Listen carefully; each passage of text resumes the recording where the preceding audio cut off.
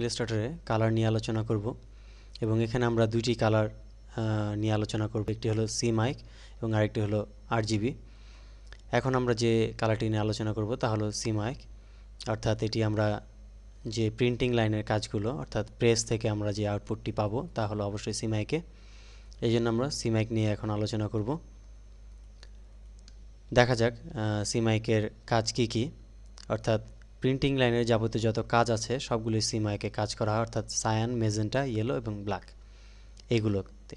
অর্থাৎ আমরা যদি কোনো ডকুমেন্ট নতুন করে নেই, যেমন ধরা যাক ফাইল মেনুতে ক্লিক নিউ, দেন এখান থেকে আমরা আর্টবোর্ড সাইজ দিয়ে আমরা ইঞ্চিস অর্থাৎ ইউনিট সেট আপ করে নিয়ে আমরা কালার মোড অর্থাৎ সি মাইক অথবা আরজিবি কোন কালারটি আমরা সিলেক্ট করব, যে কাজগুলো করব তার উপর আমাদের নির্ধারণ হবে। অর্থাৎ আমরা যদি কোনো প্রিন্টিংয়ের কাজ করতে চাই তাহলে অবশ্যই আমাদের সি মাইক, এবং আমরা যদি কোনো সফটওয়্যার অথবা ডেস্কটপ ওয়ালপেপারের জন্য করতে চাই তাহলে অবশ্যই আমাদের আরজিবিতে করতে হবে। এই জন্য আমরা প্রথমে সি মাইক দেখাবো, এই জন্য আমরা সি মাইক সিলেক্ট করে নিয়ে দেন ওকে। এবার আমাদের পেজের মধ্যে আমরা বিভিন্ন ডিজাইন করে নেব। ধরে আমরা একটা ডামি ডিজাইন করে নেই।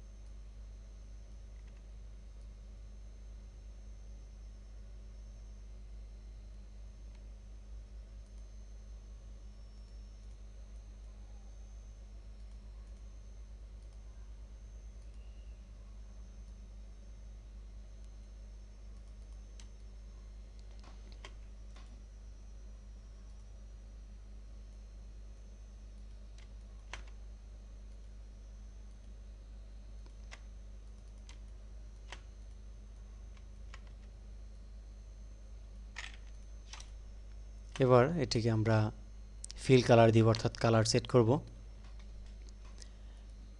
এটির মধ্যে আমরা যদি দুই কালার অথবা টু কালারে আমরা কাজ করতে চাই তাহলে আমাদের নির্ধারণ করতে হবে যে আমরা কী কী কালার নিয়ে কাজ করব, অর্থাৎ ইয়েলো, সায়ান অথবা মেজেন্টা, যে কোনো তিনটির একটি, এবং আরেকটি হলো ব্ল্যাক। ব্ল্যাক ছাড়া কাজটির আউটপুট ভালো হয় না। এই জন্য আমরা ধরে নিই প্রথমে ইয়েলো নিয়ে আমরা কাজ করব, ইয়েলো এবং ব্ল্যাকের মধ্যে।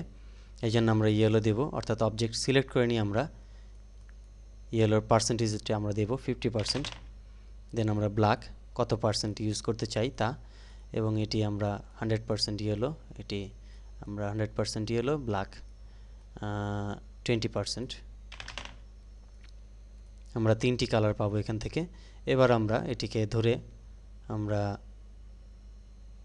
আমাদের ইচ্ছে অনুযায়ী কালারটি নির্বাচন করব, অর্থাৎ অবশ্যই ইয়েলো এবং ব্ল্যাকের মধ্যে।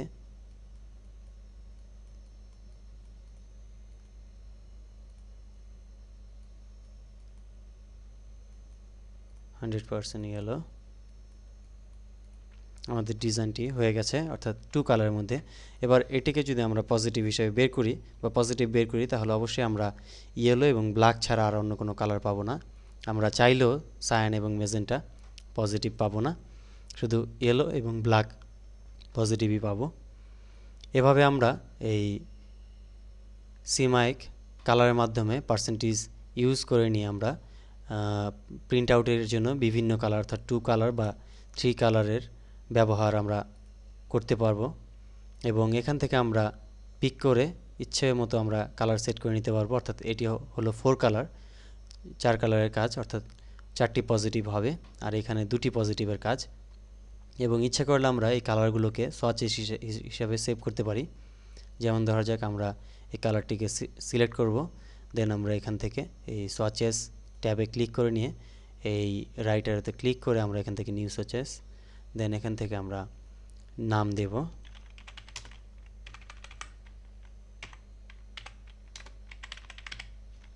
My colour.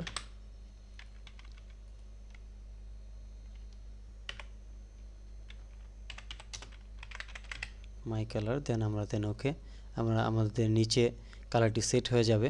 এভাবে আমরা যে কোনো কালার ইচ্ছে মতো সেট করে নিয়ে নিউ সার্চেস হিসাবে আমরা সেট করে নিতে পারি।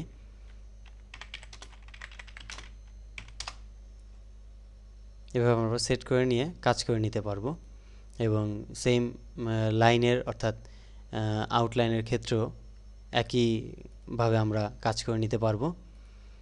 তো এভাবে আমরা সিমাইকার মাধ্যমে 4 কালার অর্থাৎ 4 কালার আমরা যে কোনো সময় ইউজ করে নিতে পারি। এর কোনো ধরা বাঁধা নিয়ম নেই, অর্থাৎ আমরা এখানে যে কোনো পার্সেন্টেজ ইউজ করে নিতে পারি যেহেতু এটি 4 কালার।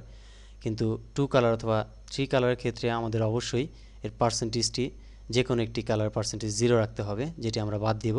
আর বাকিগুলো আমাদের পার্সেন্টেজ ইউজ করে তারপর আমরা কালারটি সেট করে নিব, তাহলে আমরা ঠিক ওই কালারের মধ্যেই পজিটিভটি পাবো। আমরা পরের স্টেপে আরজিবি কালার নিয়ে আলোচনা করব এবং এটি কোন কোন ক্ষেত্রে ব্যবহার করতে হয় তা আমরা দেখব।